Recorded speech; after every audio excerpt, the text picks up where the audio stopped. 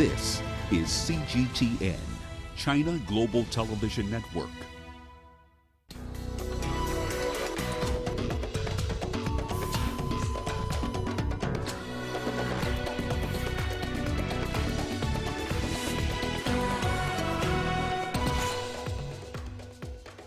Prime Minister Kadimi and political figures vote in Iraqi elections. Taliban and US officials meet in Qatar for talks. And a group of riders in Uganda raise mental health awareness. Welcome to Africa Live on CGTN with me, Beatrice Marshall, in Nairobi. Also coming up on the program, German Chancellor and Israeli Prime Minister discuss Iran and Palestine. And South Africa liquid fruit recalls some apple juice products amid concerns over mycotoxin. And let's begin in Iraq, where authorities have beefed up security as voters head to the polls in a parliamentary election. About 24 million people are eligible to vote in more than 8,000 polling centers. Nearly 330 parliamentary seats are up for grabs. The election was originally scheduled for next year. It's being held several months early under a new law designed to make room for independent candidates. I think the protest movement themselves, which started in October 2019, really demanded these early elections, and they were one of the main reasons why the Prime Minister Abdul-Badi resigned, and then they called these elections. In terms of the appetite, though, I went to a polling station today, just around the corner in Karada, where I'm at now, and the appetite's mixed. There's some feeling of optimism in the sense that there's been a redistricting of the seats, so it's a hope that will undermine the militias and the parties that traditionally have controlled Iraq since the post-war period.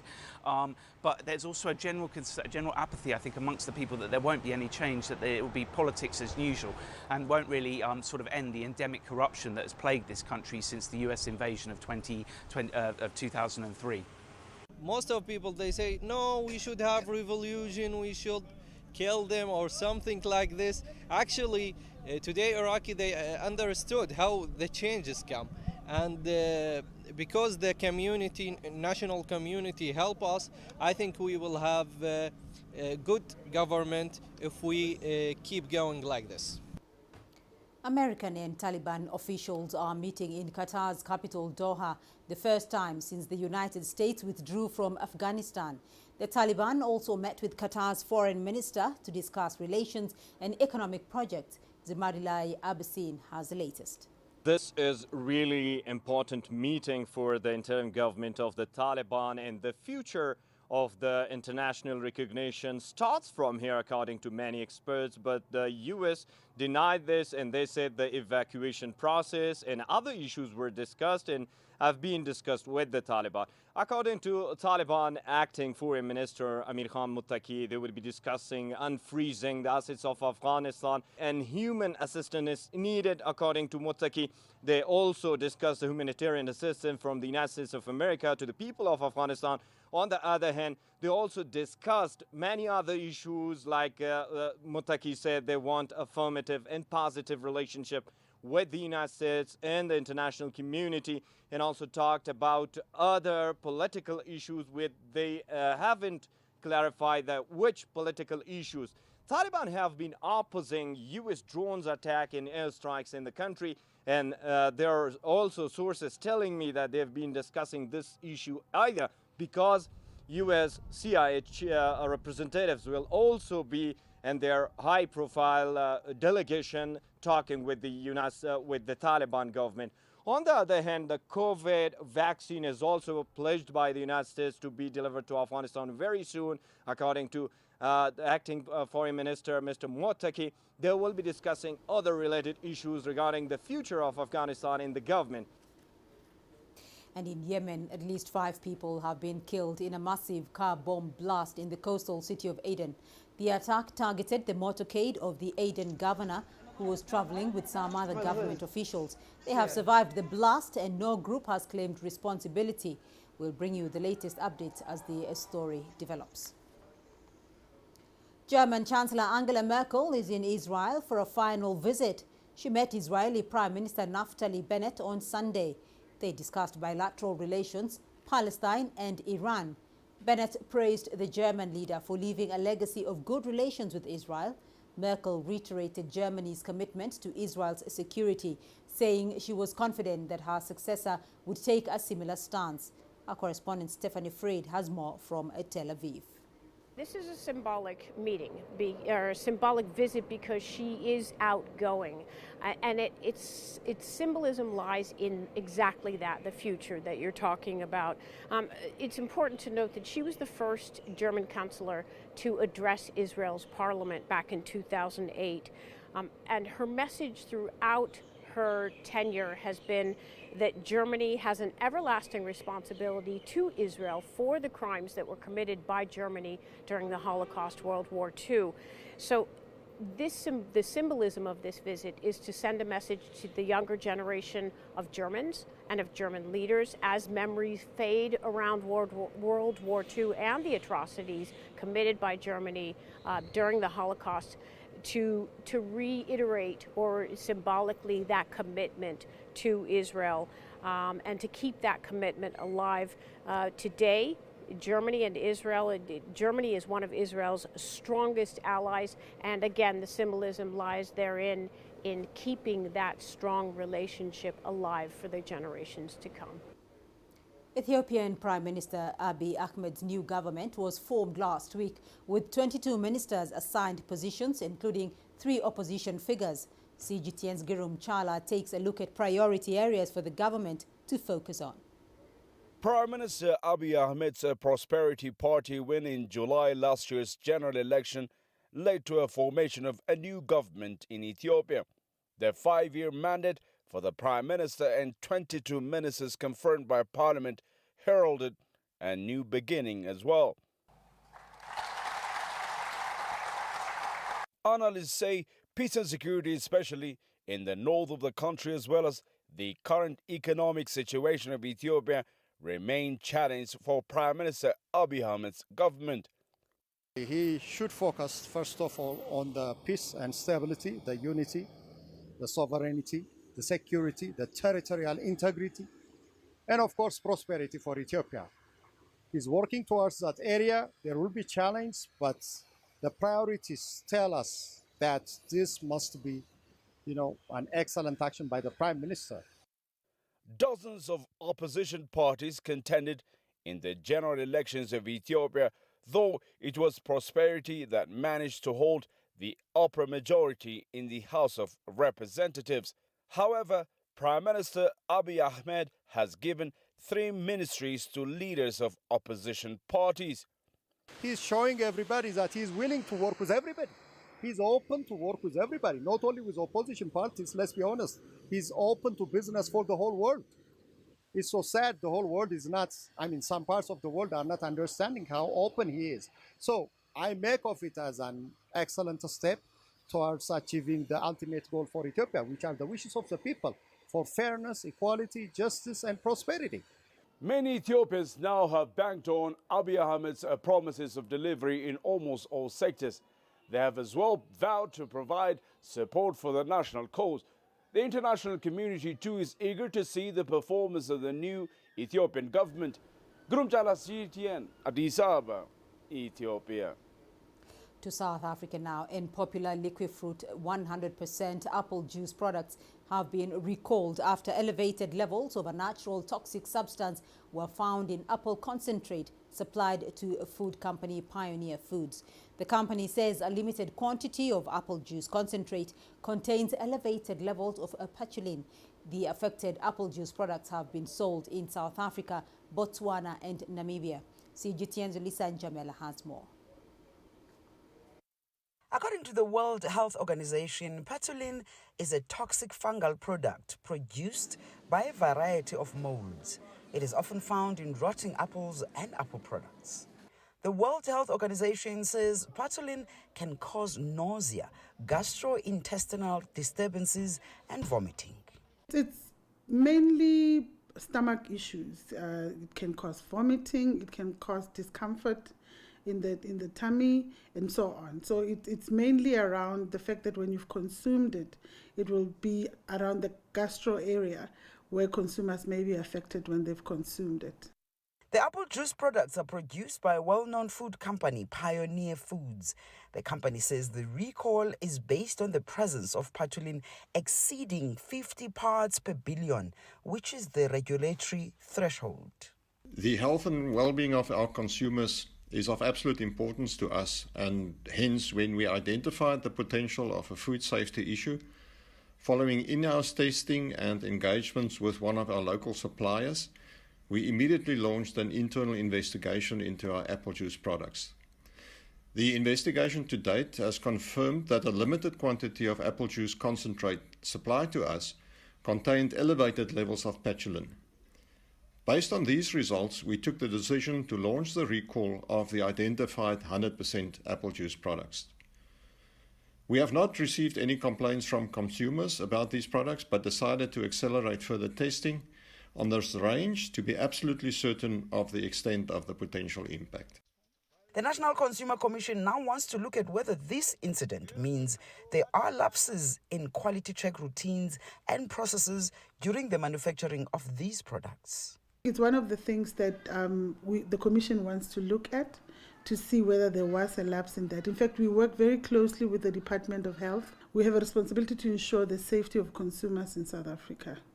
So in terms of our guidelines, they have to inform us, and then we have to then inform the public and then make sure that the products are they are removed from the market and also from consumers who have already bought them.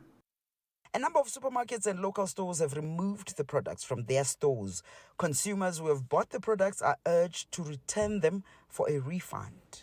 The Consumer Commission is now monitoring the recall according to its recall guidelines and has asked the supplier to conduct further investigations to detect any further potential risks. Yolisa Njamela for CGTN in Johannesburg, South Africa. You're watching Africa Live. Is still ahead on the program. A group of riders in Uganda raise mental health awareness. And we'll look at how recent social media outage caused panic among users.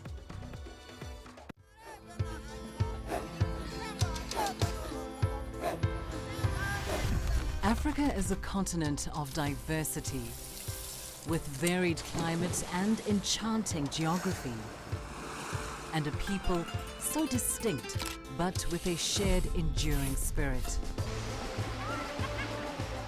We are at the heart of the continent to bring you the untold stories. Let's have a look. We celebrate Africa as it shapes its own destiny. Aden, Tunis, Cairo, Juba, Johannesburg, Ethiopia, Tanzania. Africa Live. Find your voice.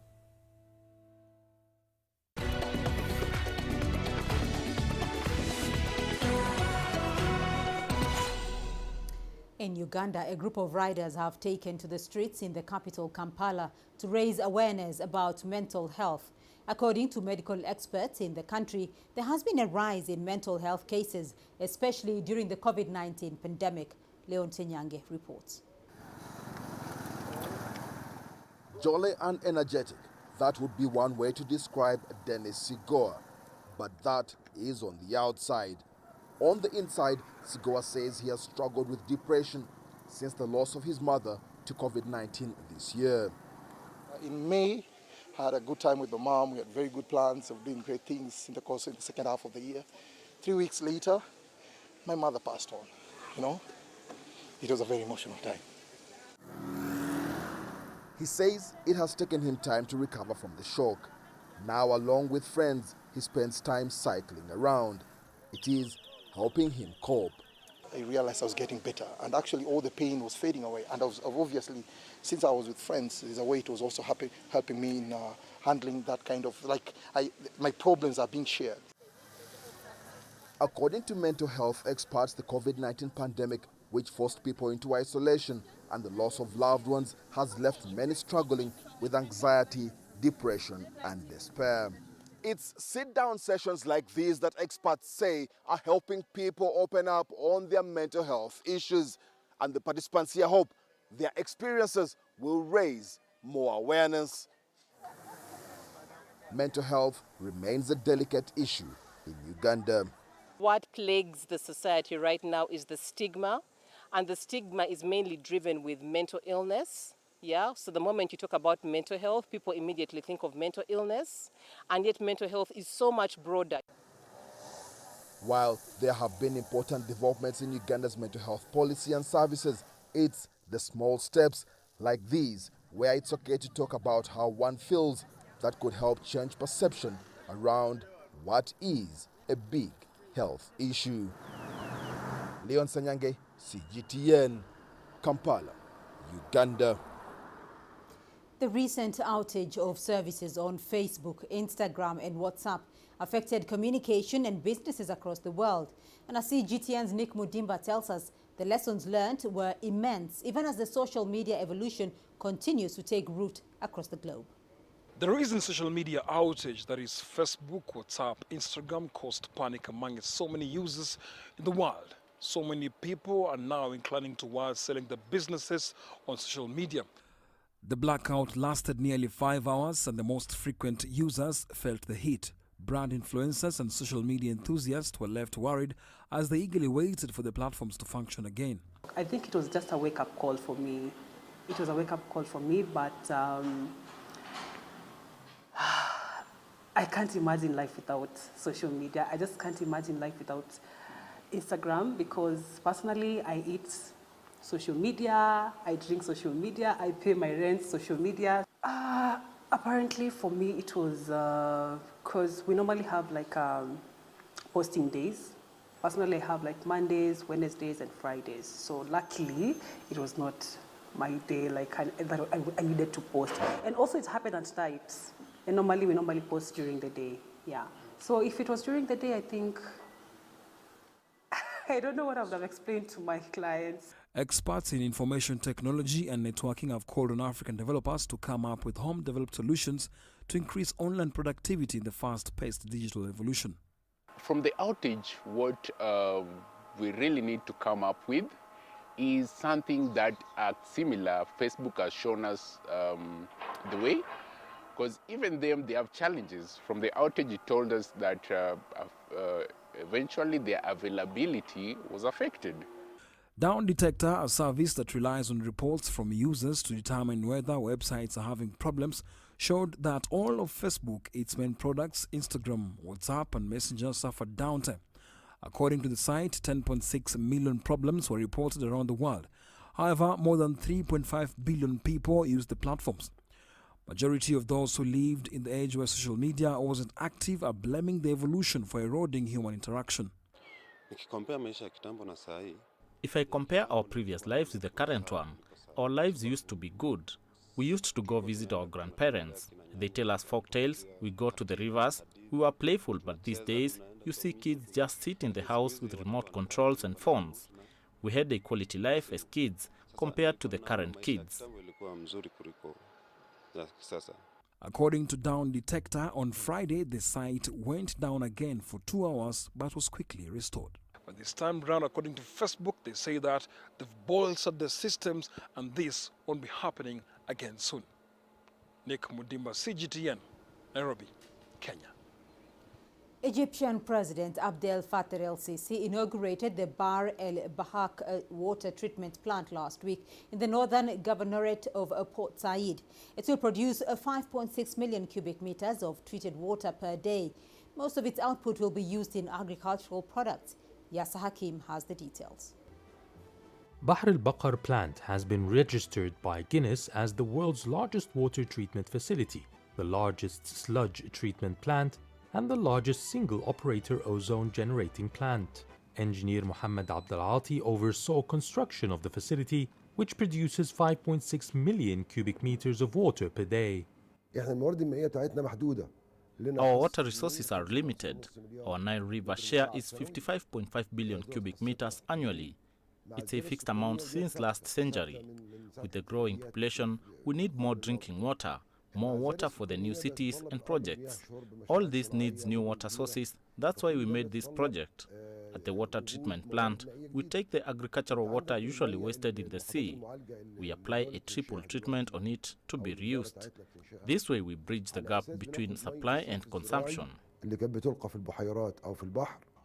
The treated water from the facility in Port Said city in northern Egypt would be transferred to irrigate 500,000 fidans of desert land in northern Sinai. We have to preserve our water. What we have is not much. It's not enough water. Therefore, we should not waste it. About the 5,000 fidans, we are telling anyone who wants to cultivate, everything is ready. We just want your efforts, no expenses. We have covered the expenses and water supply. You go cultivate and build. Aside from the Bahr al-Baqar plant, there are another 149 water treatment and water desalination projects in Egypt. New facilities are on the way as well to add more supply to the water-scarce nation. Yasser Hakim for CGTN, Cairo. Let's now take a look at your sports news. Here's what's ahead.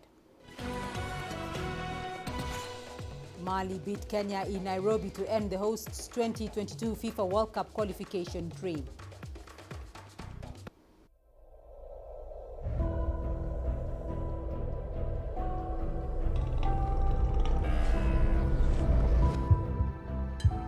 It's just taken me completely out of my depth, but at the same time it's exciting. It's new, it's different, it's a challenge. It's really exciting.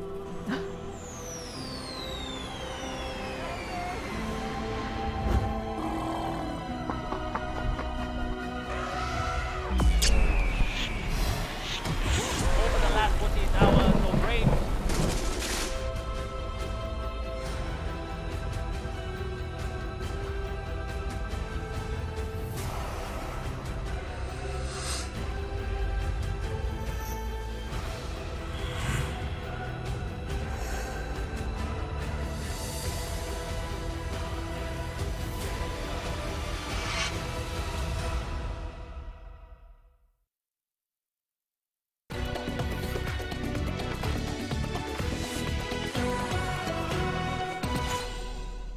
We start off with the race for FIFA 2022 World Cup in Africa, where Mali has ended Kenya's dream of featuring in the tournament finals after the visitors picked a crucial 1-0 victory at the Nyayo National Stadium on Sunday.